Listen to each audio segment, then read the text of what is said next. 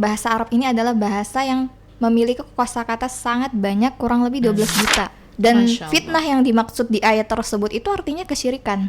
Jadi syirik itu lebih kejam, atau dosanya maksudnya lebih besar daripada pembunuhan gitu Ustazah. Jadi bahasa Arab itu kan untuk mendalami maknanya, dan terjemah ini hanya menampakkan permukaannya saja. Betul. Menghormati guru adalah menghormati ilmu. Sahih. Dan darinya kita mendapatkan keberkahan. Insyaallah. Gitu ya. Keberkahan langit dan keberkahan bumi insyaallah. Amin. Masya Allah.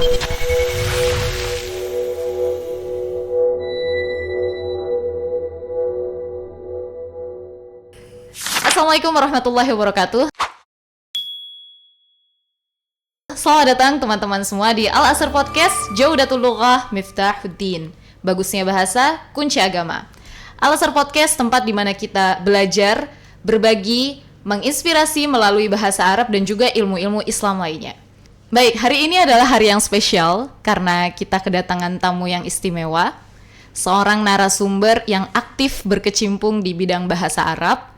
Dan dengan beliau nantinya kita akan berbincang seputar bahasa Arab, mengapa bahasa Arab itu penting, kemudian bagaimana cara kita menikmati bahasa Arab, lalu tips untuk supaya kita bisa senantiasa semangat mempelajari bahasa Arab. Apakah bahasa Arab itu sulit, dan bagaimana caranya kita bisa mencintai bahasa Al-Quran itu sendiri. Baik, kita langsung sambut tamu spesial kita. Beliau adalah salah satu pengajar juga di Ma'had Al-Asr Adz-Dzahabi, Ustadzah Ummu Jamilah. Assalamualaikum Ustadzah Ummu. Waalaikumsalam warahmatullahi.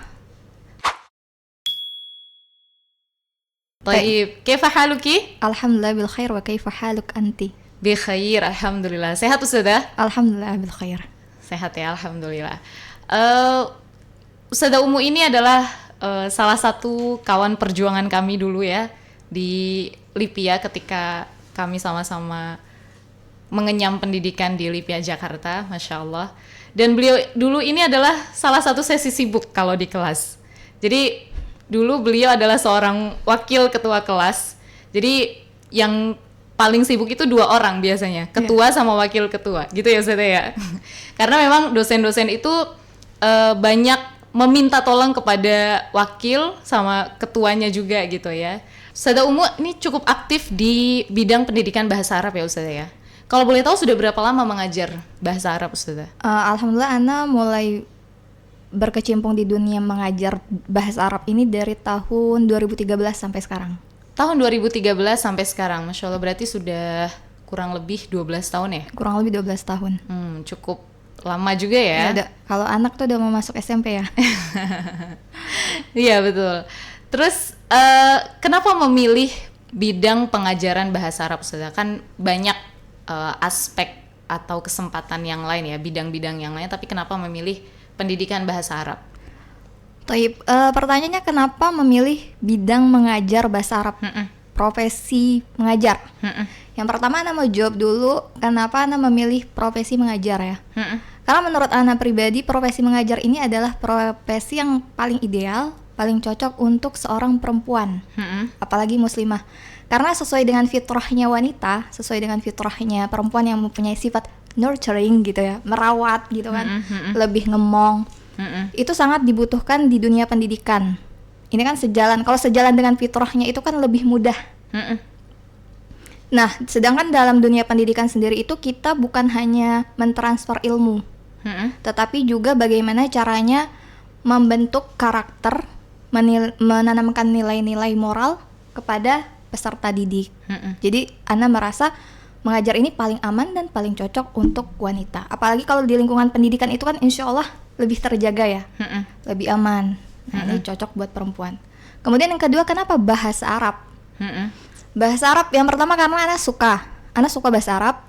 Kemudian yang kedua, bahasa Arab ini dunia bahasa Arab ini sudah familiar karena Ana kenal bahasa Arab dari SD. Dari sekolah dasar sampai kuliah juga bahasa Arab. Jadi Ana merasa memiliki kemampuan di bidang tersebut, dan Ana merasa mengajar itu kan mentransfer ilmu juga ya salah satunya. Dan salah satu bentuk untuk menjaga ilmu itu kan dengan membagikannya. Karena mengajar itu kita juga ikut belajar. Bukan berarti setelah belajar kita udah selesai belajarnya. Kemudian salah satu kontribusi ana sebagai muslimah atau muslim ya untuk menyebarkan agama ini. Agama ini kan menggunakan Al-Quran dan hadis menggunakan bahasa Arab. Jadi ya salah satunya dengan mengajar bahasa Arab. Apalagi pengajar bahasa Arab untuk perempuan yang mengajar secara offline. Kalau daring banyak mungkin. Ini sulit menemukan pengajar bahasa Arab yang offline, tatap muka. Kurang lebih seperti itu, Ustazah. Jadi ngajarnya ada yang online, ada juga yang offline. Kalau Ustazah lebih prefer yang mana? Online atau offline? Ana sebagai apa nih? Thalibah apa sebagai pengajar? Kalau sebagai pengajar. Tapi kalau Ana lebih memilih untuk mengajar secara offline. Karena lebih lebih hidup sih, lebih terasa. Kemudian kalau online tuh ya ada plus minusnya sih. Cuman kalau offline tuh kan kalau misalnya mau ngajarin cara nulis itu kelihatan nih anaknya di mana, cara megang penanya gimana. Kalau online kan sulit, ini kita mau ngajar, mau lihat tulisannya juga sulit, harus dipoto dulu gitu kan. Ini Ustazah, kan banyak juga pertanyaan yang masuk gitu. Kenapa sih muslimah itu wajib punya perhatian khusus kepada bahasa Arab? Kenapa Ustazah? Kenapa? Karena yang pertama, Anda jawab, bahasa Arab ini bukan sekadar bahasa etnis atau bukan bahasa suatu bangsa ya, tetapi dia adalah bahasa agama kita, bahasa agama Islam, yang mana Al-Quran dan As-Sunnah atau hadis Nabi itu menggunakan bahasa Arab. Yang seperti kita ketahui bahwasanya hukum sumber Islam itu berasal dari Al-Quran dan As-Sunnah. Kemudian antara bahasa Arab dan ibadah sehari-hari seorang muslim dan muslimah ini sangat berkaitan erat. Iya. Gak bisa, karena kita doa pakai bahasa Arab. Zikir kita pakai bahasa Arab. Apalagi sholat 5 waktu wajib itu pakai bahasa Arab. Seperti yang diriwayatkan Muslim kan, inna hadhihi sholata la yasluhu fiha syai'un min kalamin nas. Innama huwa tasbih wa tazkir wa qiraatul Qur'an. Jadi memang harus pakai bahasa Arab gitu.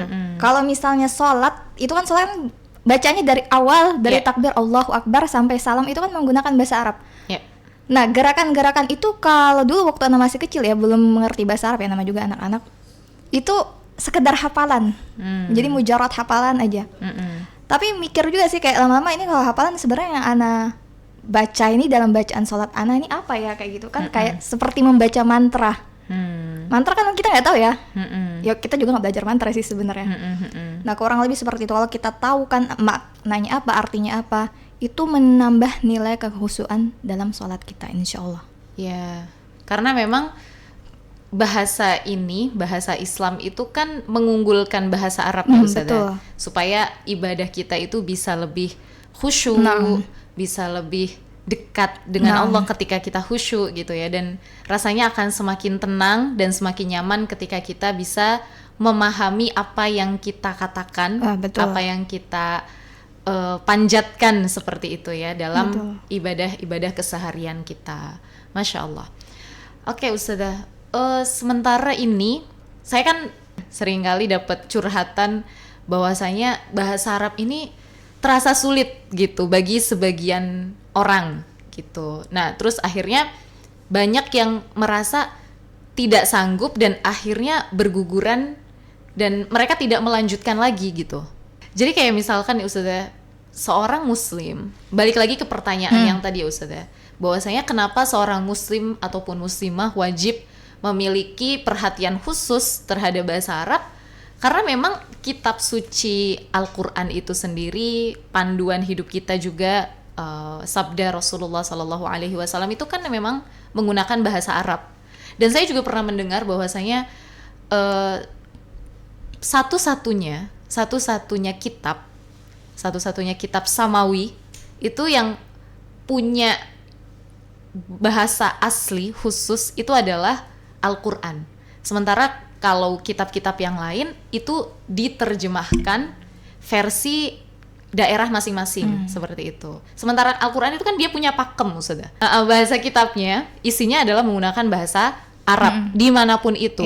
Kalaupun terjemah kan hanya ya membantu saja gitu kan. Sementara ada bedanya nggak sih Ustazah bagi orang yang mungkin hanya sekedar membaca terjemahannya dan orang yang dia memang memahami bahasa Arab itu sendiri?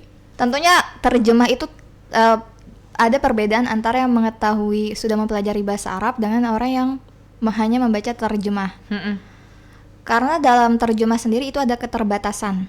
Apalagi bahasa Arab ini adalah bahasa yang memiliki kosakata sangat banyak, kurang lebih 12 juta. Masya Allah. Nah, kan nggak mungkin dalam terjemah, maksudnya dalam satu kosakata aja itu misalnya dia mempunyai 5 makna atau lebih ya. Jadi kan nggak mungkin ditulis semua tuh di dalam terjemahannya. Maka dari itu ada bedanya membaca terjemah dengan mempelajarinya. Kalau misalnya kita ambil contoh di surat Ali Imran ayat 102 yang bunyinya ya ayyuhalladzina amanuttaqullah. Itu kan kalau diartikan diterjemahkan kita lihat wahai orang-orang yang beriman bertakwalah kamu kepada Allah, atau ada juga yang menulis takutlah kamu kepada Allah. Sedangkan kan dari kata at-taqwa itu sendiri diambil dari kata waqayaki yang artinya melindungi diri atau menjaga diri. Kalau kita tahu lagi bahasa Arab itu maksudnya gimana nih, melindungi diri dan menjaga dirinya itu usaha aktif seorang hamba untuk melindungi dirinya dari kemurkaan Allah dengan mengerjakan perintah-perintahnya dan menjauhi larangan-larangannya. Kemudian kita ambil lagi contoh di surat Al-Baqarah ayat 191 yang wal fitnatu asyaddu minal qatl. Yang mana fitnah sendiri itu kalau di tengah-tengah masyarakat kita kan diartikan hasutan gitu ya, atau tuduhan yang tidak benar gitu. Sedangkan fitnah sendiri itu memiliki banyak arti, cobaan, ujian, godaan, kekacauan, kesyirikan. Dan fitnah yang dimaksud di ayat tersebut itu artinya kesyirikan. Jadi syirik itu lebih kejam atau dosanya maksudnya lebih besar daripada pembunuhan. Kemudian masih banyak lagi ayat-ayat yang jadi gak cukup hanya baca terjemahnya aja. Gitu Ustazah. Jadi bahasa Arab itu kan untuk mendalami maknanya, dan terjemah ini hanya menampakkan permukaannya saja. Betul. Kemudian tadabbur Al-Quran itu kan butuh pemahaman lafaz aslinya, yang mana lafaz aslinya itu adalah bahasa Arab. Tapi bukan kalau terjemah ini kan berarti hanya jendela ya, bukan isi. Jadi baru buka aja. Hanya jendela. Kemudian bukan berarti membaca terjemah Al-Quran itu tidak bermanfaat. Enggak. Pastinya bermanfaat, apalagi untuk mereka yang baru belajar. Atau yang sama sekali belum ada pengetahuan bahasa Arab. Gitu kan, karena lebih baik itu daripada ditinggalkan sama sekali kan. Nggak dikerjakan sama sekali. Kemudian tapi lebih ahsan dan afdolnya, alangkah baiknya kalau kita juga mempelajari bahasa Arab itu sendiri. Walaupun ya mungkin merasa usianya sudah sekian gitu, tapi kan nggak ada kata terlambat dalam belajar ya. Seperti itu Ustazah. Masya Allah. Iya, memang berbeda ya. Seperti tadi Ustazah menyebutkan salah satu contohnya wal fitnah asyaddu minal qatl. Kalau di terjemahan itu kan cuma dan fitnah itu, sementara fitnah itu sendiri kalau dalam bahasa Arab artinya sangat luas gitu. Betul, padahal Al-Quran itu sudah turun 15 abad yang lalu. Tapi rasanya dia korelasinya tuh akan selalu beriringan dengan perkembangan zaman gitu ya. Zaman apapun itu Al-Quran itu akan selalu masuk di situ. Masya Allah. Sementara Ustazah, untuk mempelajari bahasa Arab itu sendiri ya, banyak orang yang seakan itu kayak curhat ke kita gitu ya, mengeluhkan bahwasanya dia belajar bahasa Arab tapi merasa sulit gitu. Menurut Ustazah sendiri, apa tantangan yang didapatkan, yang dihadapi oleh orang-orang yang belajar bahasa Arab dan merasa bahasa Arab itu sulit, sehingga mereka itu akhirnya menyerah untuk belajar bahasa Arab dan tidak melanjutkannya? Kira-kira apa Ustazah tantangannya menurut Ustazah? Mungkin kebanyakan ya. Yang pertama kalau Ana lihat rasa minder, insecure gitu, udah meng-underestimate dirinya sendiri, nggak bisa, kayaknya aduh sulit nih, kayaknya aku nggak mampu deh. Kalau misalnya mentalnya dari awal udah insecure gitu, ngerasa nggak pede buat belajar, itu sulit. Kemudian yang kedua, perbedaan bahasa Arab dengan bahasa ibu kita. Ini memiliki perbedaan kosakata yang jauh, kemudian struktur kalimat juga itu jauh. Jadi mungkin sulit ya, karena sudah tertanam di pikiran itu sulit. Jadi kan manusia ini lebih suka yang mudah ya. Lebih suka yang mudah daripada yang sulit. Jadi kalau udah ketemu, misalnya mungkin pertama-tama belajar masih mudah nih, tapi nanti di tangga atau level kedua, ketiga itu mulai menemukan kesulitan-kesulitan. Nah dari situ akhirnya banyak yang berguguran atau menyerah. Kemudian yang ketiga, mungkin kurangnya konsistensi. Jadi kurang konsisten. Awal-awal aja mulainya semangat belajar, lama-lama berguguran. Tapi ini sebenarnya sunatullah sih, mau belajar apapun itu, belajar bahasa Arab kah, belajar yang lain kah, pasti semua orang itu punya up and down-nya gitu. Pasti ada waktu-waktu semangatnya atau enggaknya. Kemudian yang keempat, ini belum merasakan manfaat dari belajar bahasa Arab itu sendiri. Tapi sebenarnya balik lagi ke poin niat sama mental yang harus dikuatkan. Tadi yang poin pertama tadi ya. Pertama dan kedua ya Ustazah ya. Betul. Jadi memang pola pikir itu memang sangat mempengaruhi. Jadi memang kita harus tahu tujuan awal kita. Ingat lagi tujuan awal kita, kenapa kita harus belajar bahasa Arab. Dan yang menguatkan itu tuh apa Ustazah? Yang menguatkan supaya jangan cepat menyerah. Harus balik lagi sih ke pertama, niatnya dulu untuk apa. Nah niat yang baik itu seperti apa? Niat yang baik, niat yang baik, niat itu kan asas ya, fondasi. Jadi kalau misalnya kita mau ngapa-ngapain, fondasinya harus kuat, pegangannya harus kuat. Nah kalau Ana sih punya prinsip, kalau yang kuat tuh apa sih dari segala yang kuat, yang gak bakal hancur dan terguras masa gitu.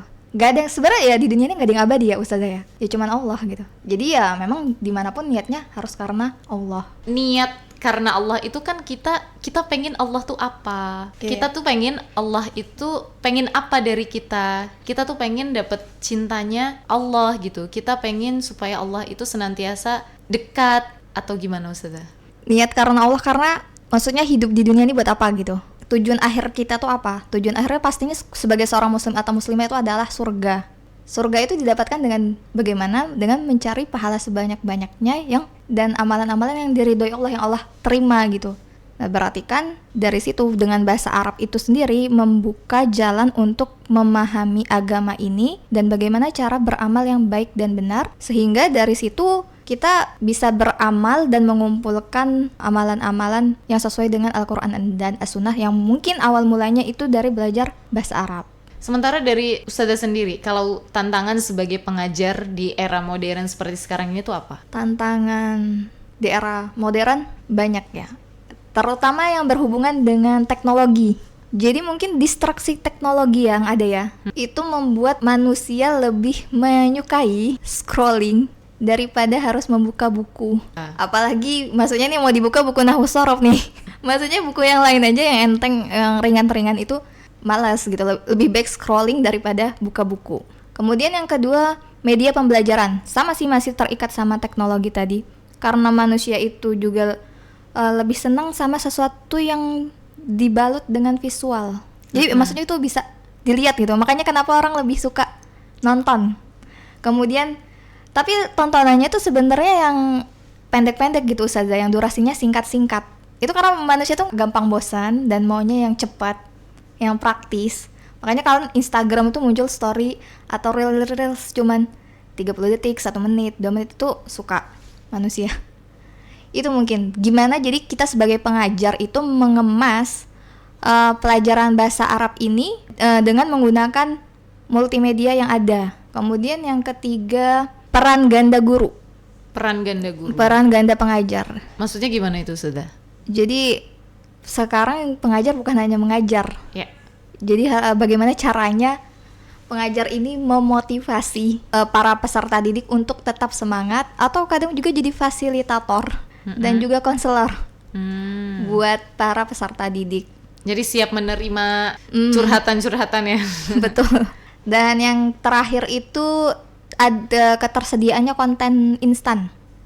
Jadi kan banyak tuh yang menawarkan mahir bahasa Arab dalam waktu 1 bulan. Atau bisa membaca Arab gundul atau kitab gundul dalam waktu 1 bulan gitu kan. Nah, seperti yang kita tahu ya, fitrahnya manusia itu sebenarnya lebih suka yang mudah, lebih suka yang praktis. Jadi kalau ada yang mudah, kenapa harus yang sulit gitu kan. Nah, ini yang harus kita luruskan sebagai pengajar, bahwasanya proses belajar itu adalah proses yang panjang. Apalagi bahasa Arab ya, nggak serta-merta langsung 1 bulan bisa baca Arab gundul gitu. Kecuali dia punya basic ya. atau udah pernah belajar sebelumnya. Tapi kalau misalnya dia nggak punya basic sama sekali, kan ini mustahil gitu, sesuatu yang mustahil. Seperti kita ketahui sendiri juga, Imam Syafi'i saja itu lahir di Gaza. Maksudnya dari kecil emang udah orang Arab asli nih. Itu pun dia belajar bahasa Arab selama menghabiskan kurang lebih 20 tahun. Jadi anak kadang agak bingung kalau jawab pertanyaan murid-murid atau yang mau belajar bahasa Arab, gimana Ustazah nih biar cepet belajar bahasa Arab, atau anak kok udah belajar dari 5 bulan yang lalu tapi belum mahir-mahir kayak gitu. Nah ini yang harus kita luruskan sebagai pengajar ya, juga memotivasi dan meluruskan bahwasanya belajar ini proses yang panjang. Gak ada ya orang yang serta-merta baru bisa merangkak mau langsung lari kayak gitu.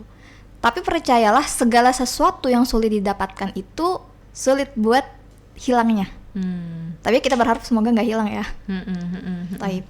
Kurang lebih seperti itu saja. Jadi kalau kita ambil kesimpulan, tantangan terberat bagi para peserta didik untuk belajar bahasa Arab kenapa gugur itu dari mental, kemudian konsistensi dan niat ya. Kalau dari tenaga pengajar sendiri, bagaimana cara mengemas proses belajar mengajar ini menjadi sesuatu yang menyenangkan, hidup, relevan sesuai perkembangan zaman. Ya, apalagi sekarang kan banyak AI gitu ya Ustazah. Betul. Itu bisa juga ya dimainkan di situ ya Ustazah ya, untuk pembelajaran. Betul. Bukan berarti kita ketergantungan. Ya. Tapi gimana caranya hidup berdampingan. Iya. Oke, betul.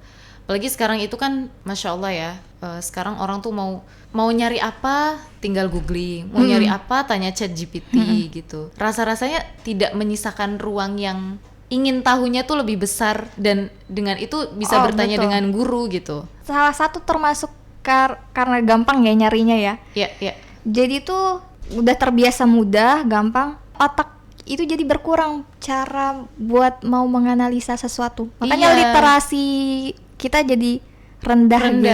Betul. Sedangkan kan belajar itu proses ya. Kalau misalnya kita nggak tahu, cari dulu ke sini, nanti harus buka lagi ke buku mana, buku sini harus rujuk lagi ke mana. Nah ini sebenarnya yang menguatkan, makanya cara menganalisa anak zaman sekarang kalau dikasih dipaparin masalah itu lama mau cari solusinya karena otaknya terbiasa dikasih yang mudah gitu. Iya. Padahal harusnya fitrahnya kita kan ya balik lagi inna ma'al usri yusra, sesungguhnya bersama kesulitan itu kan ada kata ma'a, ada bersama. Artinya bukan kita kalau lagi diuji dengan kesulitan, ya kita fokusnya adalah mencari solusinya gitu kan. Betul. Bukan malah fokus ke sulitnya ini gitu. Cari solusi itu akan lebih menenangkan hati sih. Iya. Dan ini kan otaknya tuh jadi lebih bekerja. Karena kalau otak mohon maaf gitu ya, kalau otak kita sering diajak bekerja walaupun pusing sebenarnya, tapi itu kayak olahraga otak namanya. Iya. Nah, sama kayak badan kalau jarang diajak olahraga, itu maksudnya kalau sering olahraga mungkin awalnya sakit-sakit ya, tapi kan itu buat ngebentuk, memperkuat otot, sendi dan segala macam. Nah, sama juga kayak belajar. Nah, itu kalau otak udah dibiasakan belajar, insya Allah nanti maksudnya, makanya kalau kita temuin kan para guru besar, kemudian masyayikh gitu kan, itu sampai usia 60 tahun ke atas ketika ditanyain permasalahan masih ingat karena otaknya terbiasa bekerja gitu kan gitu. Bukan yang instan karena mereka menikmati proses itu. Betul. Masya Allah. Dan bagi para talibah gitu ya, bagi para tulab, mahasiswa, mahasiswi, sarannya memang perbanyak literasi, perbanyak membaca, perbanyak untuk menelaah buku-buku ya, buku bukan yang sifatnya itu singkat gitu, sehingga itu pun akan jejaknya akan lebih lama gitu ya, memori terekamnya itu.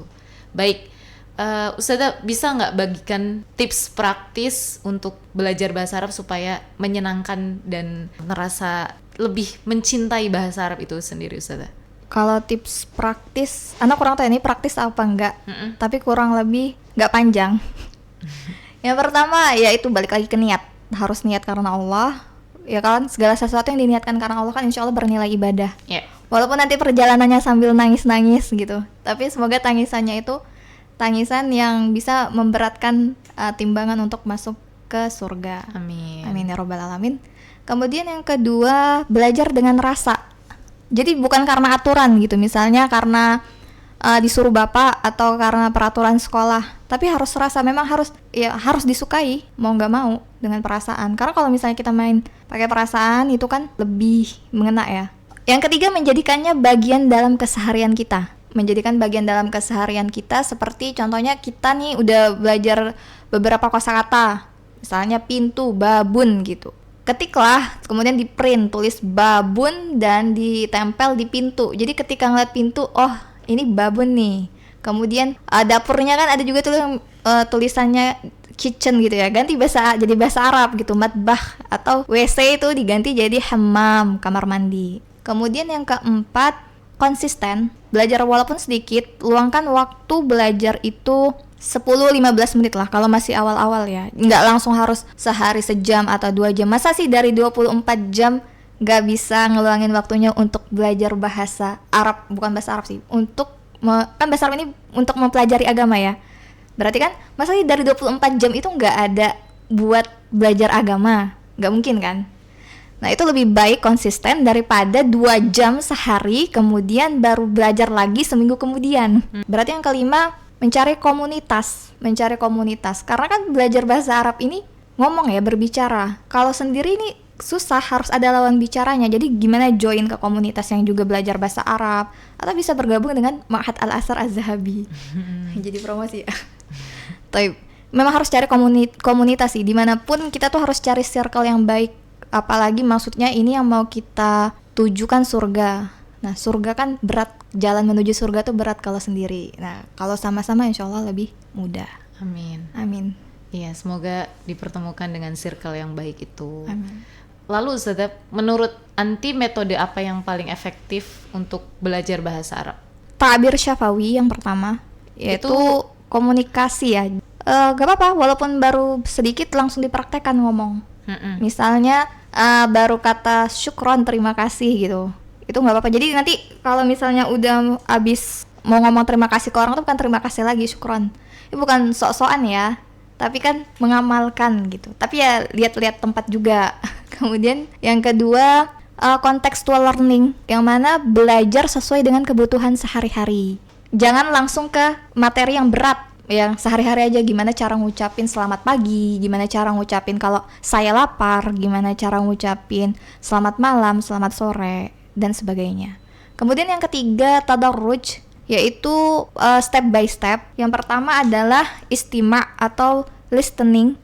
Mau belajar bahasa apapun pasti itu yang pertama sih mendengar ya, harus membiasakan telinga kita mendengar. Kayak misalnya nih, Ana orang Lampung, tapi circle Ana banyak orang Jawa, kan mereka ngomong nih pakai bahasa Jawanya sendiri, yang Ana tadinya nggak tahu, Ana tahu. Nah seperti itu bahasa Arab. Kalau kita biasa juga dengar orang ngomong bahasa Arab tuh, lama-lama kita bisa ngomongnya juga. Setelah istima' itu, setelah listening, baru kalam, mempraktekkan ngomong. Kemudian yang ketiga kiroah, dan yang keempat menulis kitabah. Kemudian setelah metode tadarruj ini pengulangan. Jadi sudah belajar semuanya itu diulang-ulang, sering diulang-ulang supaya lebih kuat. Dan yang terakhir adalah memadukan belajar klasik dan modern. Jadi tetap memakai buku, tapi mungkin bisa melalui media juga sambil buka buku gitu, atau dengar lagi rekaman atau YouTube-nya yang membahas masalah yang sedang dibaca. Seperti itu Ustazah kurang lebih.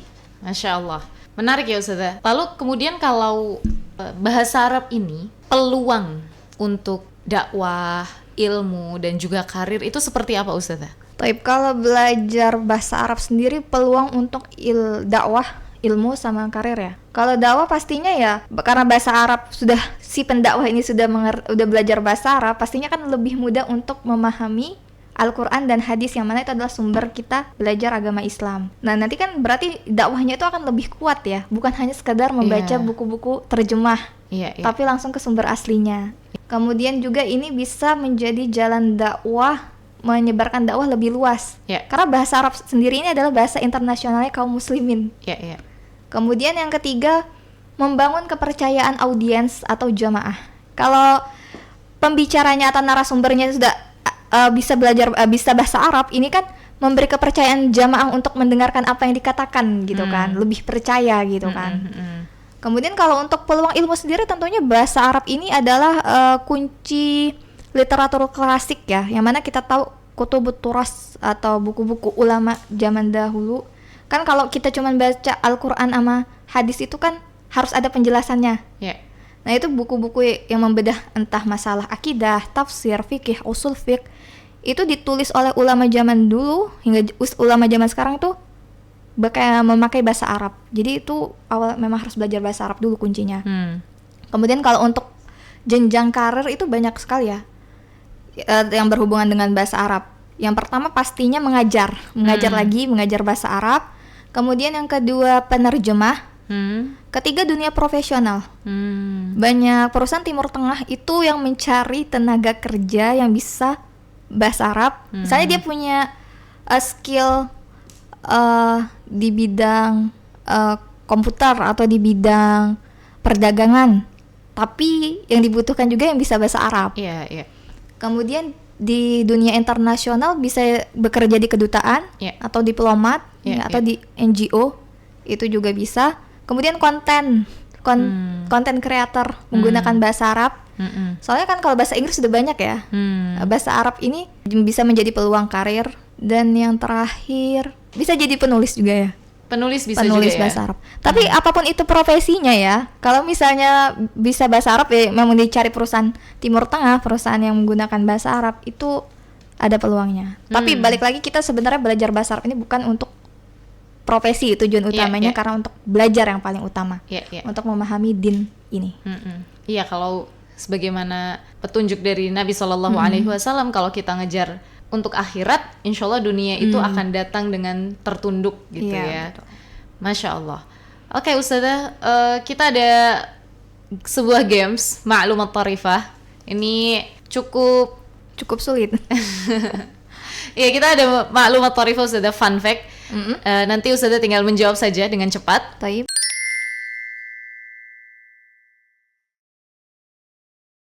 Ayyuhuma tufaddilin, Lampung atau Jakarta?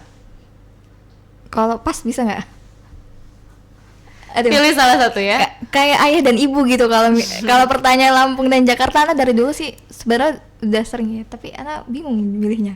Lampung atau Jakarta. Kan tufaddilin berarti yang paling Ustazah prioritaskan, paling Ustazah sukai gitu. Jakarta. Taib, an-nahwu amil balaghah?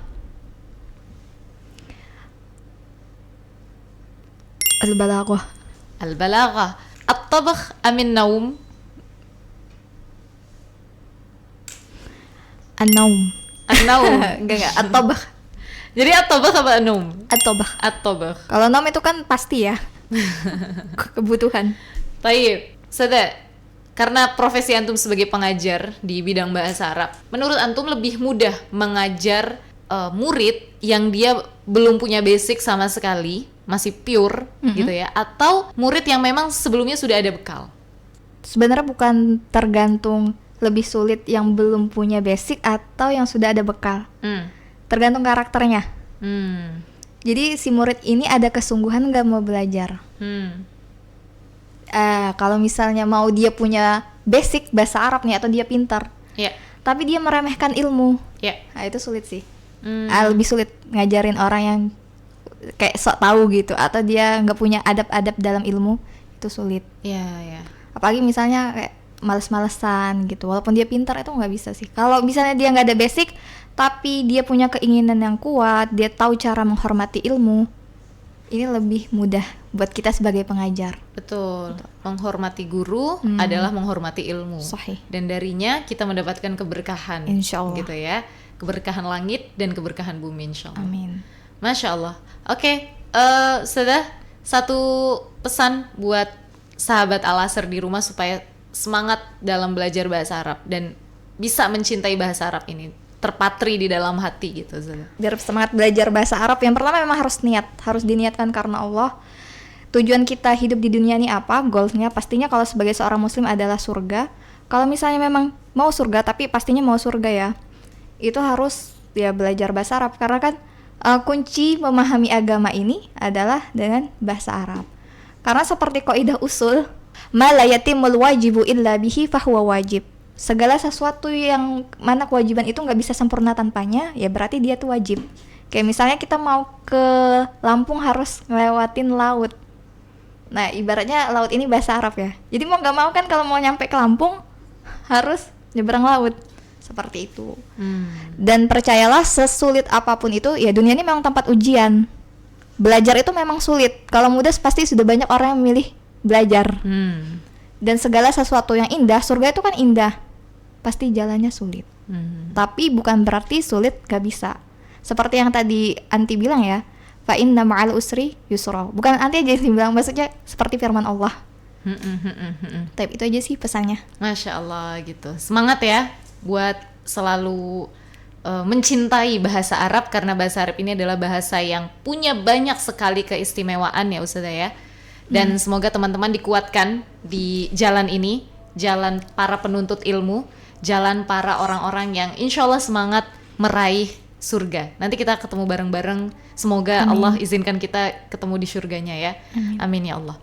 Baik, terima kasih Ustazah Umu sudah hadir di podcast kita, Al-Azhar Podcast. Semoga hari-hari Ustazah senantiasa Allah berkah ya. Barakallahu fiik. Wa fiik barakallah.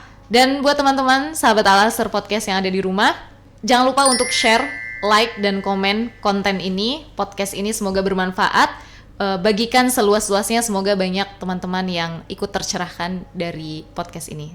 Ila liqa. Assalamualaikum warahmatullahi wabarakatuh. العصر الذهبي جودة اللغة مفتاح الدين.